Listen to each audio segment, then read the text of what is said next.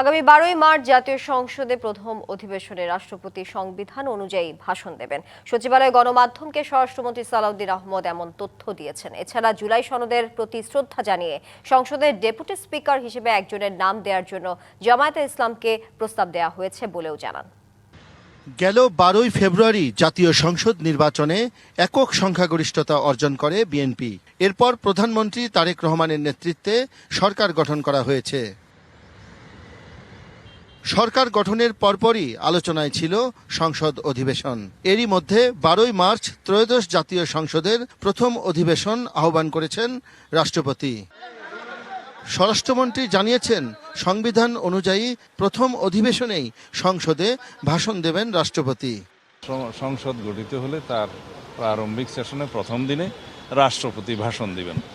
সেটা এখনো পর্যন্ত সংবিধানে বহাল আছে, প্রথা আছে, ট্র্যাডিশন আছে, সুতরাং সেই হিসাবেই হবে।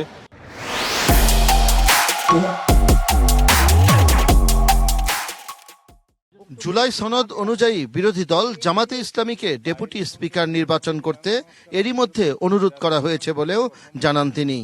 আমরা আমাদের দলের পক্ষ থেকে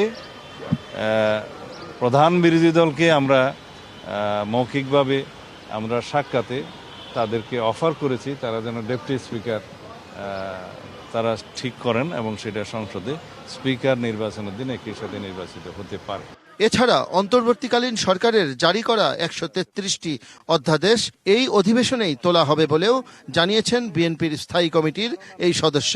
আর সংবিধানে নেই এমন কিছু বাস্তবায়ন করা সম্ভব নয় বলেও মন্তব্য করেন তিনি। 133টি অধ্যাদেশ সবগুলোই নিয়ম অনুসারে সাংবিধানিক বাধ্যবাধকতা আছে। জাতীয় সংসদে অধিবেশনের প্রথম দিনে উপস্থাপন করা, সেটা উপস্থাপিত হবে। তারপরে কোনগুলো গৃহীত হবে, কোনগুলো হবে না, সেটা সংসদে আলোচনার বিষয়। শাহ ইমন, ডিবিসি নিউজ, ঢাকা।